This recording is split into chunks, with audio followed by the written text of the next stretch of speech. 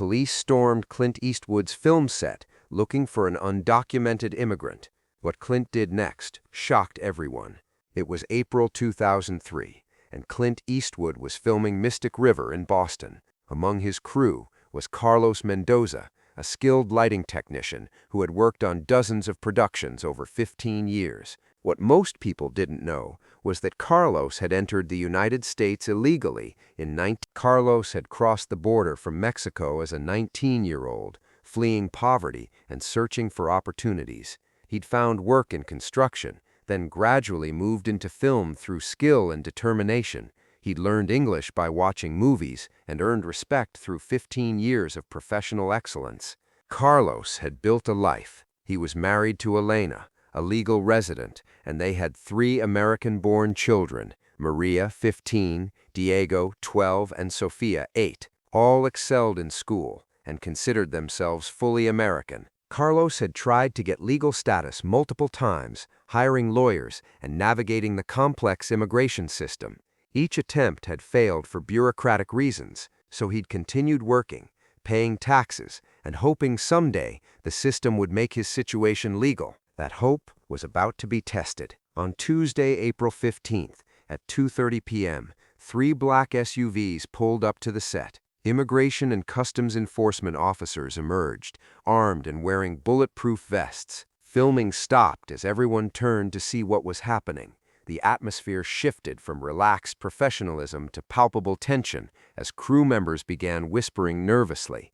Agent Patricia Reynolds was leading the operation. "We're looking for Carlos Mendoza," she announced. "We have reason to believe he's working here illegally." The set went quiet. Everyone knew Carlos, respected as both a professional and person. Carlos was working 30 feet away when he heard his name. He saw the federal agents, and his stomach dropped. After 15 years, this was the moment he'd always feared. Clint was reviewing footage when his assistant director approached. "Clint, federal agents are here looking for Carlos. Immigration. They say he's here illegally." Clint stood up slowly and walked toward the agents. "Agent Reynolds, I'm Clint Eastwood, director of this production. Is there a problem?" "Mr. Eastwood, we're here to arrest Carlos Mendoza for immigration violations." "For what exactly?" "Being in the country illegally, working without proper documentation." "How long has he been here?" "Approximately 15 years." "And what kind of person has he been? Has he committed crimes, failed to pay taxes?" "Mr. Eastwood, that's not relevant to immigration violations." "It's relevant to me. Carlos has worked on my films for 8 years. He's one of the most professional people I've ever worked with. He has a family, children who are American citizens." By now, Carlos had approached them, his face pale but dignified. "Mr. Eastwood," Carlos said quietly, "it's okay. I knew this might happen someday." "Do you have a lawyer, Carlos?" "I can't afford one." Clint looked at Agent Reynolds. "What happens to him?" "He'll be processed for deportation." "How long?" "Could be weeks, could be months." "And his family?" "That's not our jurisdiction." Clint was quiet for a moment. The entire crew watched, understanding they were witnessing something that would define who Clint really was. "Agent Reynolds, I'm going to ask you to delay this arrest." "Sir, I can't do that." "I'm asking for 24 hours to get him legal representation." "We have our orders." "Then I'll call the Department of Homeland Security." Agent Reynolds looked uncomfortable. She'd never had a major celebrity intervene in the process. Clint called David Kelly, one of LA's most prominent immigration attorneys. After a 15-minute conversation, he returned to Agent Reynolds. "Agent, Carlos may be eligible for cancellation of removal, given his length of residence and family circumstances. That's a complex legal process. But it's a legal process. Carlos has the right to legal representation and to have his case heard by an immigration judge." The conversation continued for 20 minutes. Calls were made to supervisors and attorneys. Finally, a compromise was reached. Carlos would surrender Monday, giving him 4 days to arrange legal representation. Clint's attorney would guarantee Carlos would appear as promised. After the agents left, Clint called the crew together. "We're going to finish this film, and we're going to help Carlos with his legal situation." Over the next 4 days, Clint worked with David Kelly, to prepare Carlos's case. The attorney explained that Carlos was eligible for cancellation of removal, allowing some undocumented immigrants to gain legal status if they'd been in the country 10 years, had good moral character, and would cause exceptional hardship to U.S. citizens if deported. But the process was expensive. Legal fees alone would cost $15,000, plus additional costs that could reach $25,000 total. Carlos couldn't afford it. "I'll pay for all of it," Clint told David Kelly. "This could cost $50,000 or more." Carlos has 3 kids who need their father. On Monday, Carlos surrendered to authorities, but instead of facing deportation alone, he had one of the country's best immigration attorneys representing him. The legal process took 18 months. Carlos remained free on bond, working and supporting his family while his case proceeded. Clint never publicized what he was doing. He simply quietly paid the legal bills and ensured Carlos had the best representation.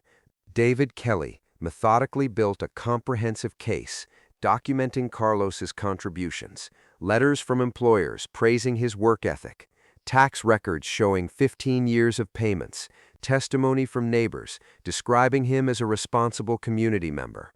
Most importantly, evidence about his family, medical records showing his youngest daughter's heart condition requiring ongoing treatment, financial documents proving Elena couldn't support the family alone if Carlos were deported, school records showing all 3 children's academic achievements. In November 2004, the immigration judge heard Carlos's case. Carlos testified about his life in America. "Your Honor, I know I broke the law when I came here. I was young and desperate, but in 15 years since, I have tried every day to be worthy of the chance America gave me. I have worked hard, paid taxes, raised good children, and tried to give back to my community." The judge took 2 weeks to make his decision. On November 18, 2004, Carlos was granted cancellation of removal. His illegal entry was forgiven, and he was authorized to remain permanently as a legal resident. "Mr. Eastwood," Carlos said when Clint called to congratulate him, "I don't know how to thank you. You saved my family." "Carlos, you saved your family by being a good man for 15 years. I just made sure you had a fair chance to prove it." Carlos continued working in film, eventually starting his own lighting company employing 12 people. His children thrived. Maria became valedictorian and got a full scholarship to UCLA for pre-med. Diego earned a baseball scholarship to Arizona State, and Sophia's heart condition was successfully treated. In 2009, Carlos became a U.S. citizen. Clint attended the naturalization ceremony. "Carlos represents the best of what America can be," Clint told reporters, "a place where hard work and character matter more than where you were born." The story eventually became public when Carlos began speaking at immigration rights events. Mr. Eastwood saw a human being in trouble and decided that was more important than politics, Carlos said. "That's what America means to me." The incident influenced how Hollywood handles immigration issues. Many studios now work with immigration attorneys to ensure crew members have proper documentation. But perhaps more importantly, it sparked broader conversations about comprehensive immigration reform and the human cost of deportation policies that separate families. Carlos's lighting company now employs 47 people and has become one of the most respected technical services companies in the film industry. His daughter Maria graduated medical school and works as a pediatric cardiologist.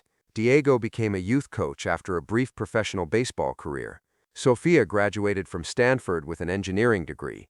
In 2018, Carlos was named Los Angeles County's Immigrant Entrepreneur of the Year. 15 years ago, I was facing deportation, he said in his acceptance speech. Today, I'm an American citizen running a successful business and raising children who contribute to their communities. That transformation was possible because someone saw past my legal status to my human worth. Years later, when asked about the case, Clint's response was characteristically brief. Carlos wasn't asking for anything he didn't deserve. After 15 years of hard work and raising good kids, I figured he'd already proved he belonged here. The story became a case study in immigration law schools about how individual advocacy can work within the legal system to achieve humanitarian outcomes while respecting the rule of law. Medical professionals still reference the case when discussing how family separation affects children's health outcomes, particularly Sophia's heart condition, which required both parents' support for proper treatment. To this day, film industry unions use Carlos's story as an example of why comprehensive immigration reform is needed to protect skilled workers who contribute to American industries but lack legal status through no fault of their own. The story reminds us that behind immigration statistics and political debates are real families, real contributions, and real human dignity that deserves protection and respect. More than 20 years later, Carlos still works in the film industry, now as owner of one of LA's most successful lighting companies. He regularly speaks to immigrant advocacy groups, always ending his talks the same way. America gave me a second chance through the courage of one person who saw my worth. That's the America I believe in, the one that judges people by their character and contributions, not their mistakes or origins. The Mendoza family story has inspired dozens of other cases where entertainment industry figures have provided legal support for long-term immigrant workers facing deportation, creating an informal network of advocacy that has helped hundreds of families stay together. Several crew members from that Mystic River set have gone on to become advocates themselves, citing the day they watched Clint stand up to federal agents as a defining moment in their understanding of moral courage and social responsibility. If this story of standing up for human dignity moved you, subscribe and share it with someone who needs to remember that doing the right thing sometimes means going beyond what's convenient. Have you ever seen someone use their influence to help someone without power? Share your story in the comments.